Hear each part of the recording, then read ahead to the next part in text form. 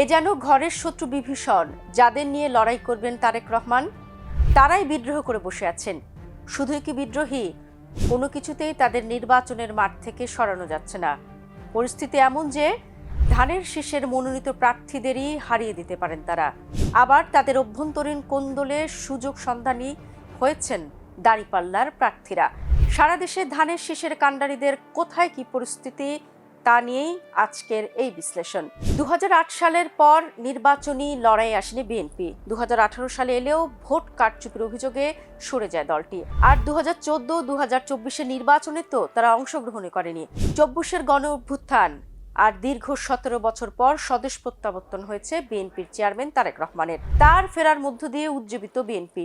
ধারণা করা হচ্ছিল তাকে পেয়ে উচ্ছ্বাসের ঢেউ বয়ে যাচ্ছে। তারেক রহমান ফিরলেন, তাতে কি দলীয় শৃঙ্খলা ফিরেছে কি? উত্তর যদি হ্যাঁ হয়, তবে সারা দেশে দলের সিদ্ধান্ত উপেক্ষা করে ঝুলি ভর্তি বিদ্রোহী প্রার্থীরা নির্বাচনী মাঠ গরমে মুখিয়ে আছেন কি করে? তথ্য বলছে সারা দেশের 79 আসনে 92 বিদ্রোহী প্রার্থী এখনো নির্বাচনের মাঠ থেকে সরে দাঁড়াননি। তাতে পরিস্থিতি এমন হয়েছে যে কিছু কিছু আসনে তো প্রতিদ্বন্দ্বী প্রার্থী তো দূর, ঘরের প্রার্থীর কাছেই হার মানতে হবে বিএনপির প্রার্থীকে। গণমাধ্যমে তথ্য বলছে নারায়ণগঞ্জ, কুমিল্লা, ব্রাহ্মণবাড়িয়া, ময়মনসিংহ এবং নওগাঁ জেলায় বিএনপির বিদ্রোহী প্রার্থীর সংখ্যা বেশি। এসব জেলার আসনগুলোতে দলীয় প্রার্থীর চেয়ে বিদ্রোহীদের কেউ কেউ তুমুল আলোচিত, জনপ্রিয় এবং ভোট ব্যাংকও আছে তাদের। স্বাভাবিকভাবেই এসব জেলার আসনগুলো ভাবাচ্ছে খোদ বিএনপিকেও।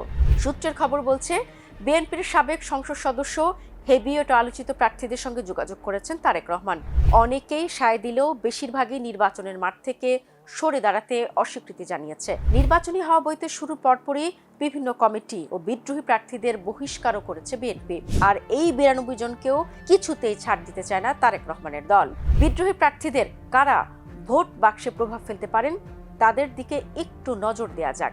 ঢাকা 15 আসনে বিএনপি গণতন্ত্র মঞ্চের শরিক দল বিপ্লবী ওয়ার্কার্স পার্টির সাধারণ সম্পাদক সাইফুল হককে প্রার্থী করেছে। এই আসনে বিএনপির প্রাথমিক মনোনয়ন পাওয়া ঢাকা মহানগর উত্তর কমিটির সাবেক আহ্বায়ক সাইফুল আলম নীরব স্বতন্ত্র প্রার্থী হিসেবে লড়ছেন। গত 30 ডিসেম্বর তাকে বহিষ্কার করা হয়েছে। অন্যদিকে ঢাকা 14 আসনে গুমের শিকার ব্যক্তিদের স্বজনদের সংগঠন মায়ের ডাকের সমন্বয়ক সানজিদ ইসলাম তুলিকে প্রার্থী করে বিএনপি। এই আসনে দারুস সালাম থানা বিএনপির সাবেক আহ্বায়ক সৈয়দ আবু বকর সিদ্দিক সাজু প্রতিদ্বন্দ্বিতা করছেন স্বতন্ত্র হিসেবে। এরই মধ্যে তাকেও বহিষ্কার করা হয়েছে। গণতন্ত্র মঞ্চের অন্যতম শরিক দল নাগরিক ঐক্যের সভাপতি মাহমুদুর রহমান মান্নাকে একটি আসন ছাড়া নীতিগত সিদ্ধান্ত রয়েছে বিএনপির। তিনি ঢাকা 18 আর বগুড়া 2 আসনে প্রার্থী হয়েছেন। মনোনয়নপত্র বৈধও হয়েছে। 2 আসনে নির্বাচন করতে চান মান্না। ঢাকা 18 আসনে বিএনপি এস.এম. জাহাঙ্গীর হোসেনকে ও বগুড়া 2 আসনে বিএনপির নেতা মীর শাহ আলমকে মনোনয়ন দিয়েছে। তাদের দুজনের প্রার্থিতাও বৈধ হয়েছে। ব্রাহ্মণবাড়িয়া 2, সরাইল, আশুগঞ্জ ও বিজয়নগরের একাংশ আসনে বিএনপির সাবেক আন্তর্জাতিক বিষয়ক সহ সম্পাদক রুমিন ফারহানাও মনোনয়নপত্র প্রত্যাহার করেননি। এই আসনে জমিয়তে উলামায়ে ইসলামের কেন্দ্রীয় যুগ্ম মহাসচিব জুনায়েদ আল হাবিবকে সমর্থন দিয়েছে বিএনপি। দলীয় সিদ্ধান্তের বাইরে গিয়ে প্রার্থী হয় তাকেও বহিষ্কার করা হয়েছে।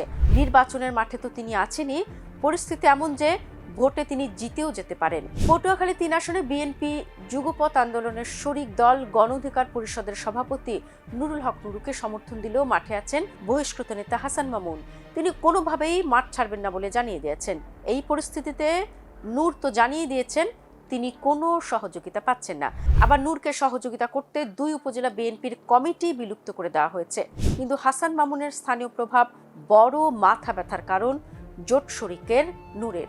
মিত্র দলের নেতারা যখন বিদ্রোহী প্রার্থীদের নিয়ে বেকায়দায় পড়েছেন, তখন খোদ নিজ দলের প্রভাবশালী অনেক নেতা সমস্যায় পড়েছেন, কারণ তাদের আসনেও বিদ্রোহী প্রার্থী আছেন। বিএনপির কেন্দ্রীয় প্রচার সম্পাদক সুলতান সালাউদ্দিন টুকু টাঙ্গাইল 5 আসনের বিএনপি প্রার্থী। এই আসনে টাঙ্গাইল জেলা বিএনপির সাধারণ সম্পাদক ফরহাদ ইকবাল মনোনয়ন প্রত্যাহার করেনি। নোয়াখালী 2 আসনে বিএনপির প্রার্থী দলের চেয়ারম্যানের উপদেষ্টা পরিষদের সদস্য জয়নুল আবদিন ফারুক। এই আসনে দলের কেন্দ্রীয় নির্বাহী কমিটির সদস্য কাজী মফিজুর রহমান বিদ্রোহী হিসেবে মাঠে আছেন। ব্রাহ্মণবাড়িয়া 1 আসনে জেলা বিএনপির সহসভাপতি AK কামরুজ্জামান ও উপজেলা বিএনপির সাবেক সভাপতি ইকবাল চৌধুরী, ব্রাহ্মণবাড়িয়া 2 আসনে রুমিন ফারহানা ও কেন্দ্রীয় ছাত্রদলের সাবেক সহসভাপতি ও বাংলাদেশ হিন্দু বৌদ্ধ খ্রিস্টান কল্যাণ ফ্রন্টের মহাসচিব তরুণ দে স্বতন্ত্র প্রার্থী হিসেবে রয়েছেন। তরুণ দেও বহিষ্কার হয়েছেন বিএনপি থেকে। নারায়ণগঞ্জের 5টি আসনের মধ্যে 4টি আসনে বিএনপির বিদ্রোহী প্রার্থী রয়েছে। সবচেয়ে বেশি বিদ্রোহী প্রার্থী আছে ময়মনসিংহে। এ জেলার 11টি আসনে বিএনপির 7 জন বিদ্রোহী প্রার্থী রয়েছেন। নানাভাবে দলের পক্ষ থেকে চেষ্টা করা হয়েছে দলের সিদ্ধান্তের বাইরে যারা নির্বাচন করছেন তাদের নিবৃত্ত করতে। অনেককে বহিষ্কার করা হয়েছে, কিন্তু বাস্তবতা হলো এখনো ভোটের মাঠে রয়েছেন অনেকে। দলের সিদ্ধান্ত যারা মানছেন না তাদের জন্য নিশ্চয়ই আরো কঠোর ব্যবস্থা নেওয়া হতে পারে, কিন্তু তাতে কি ভোট বাক্সের ভাঙন রোধ করা যাবে?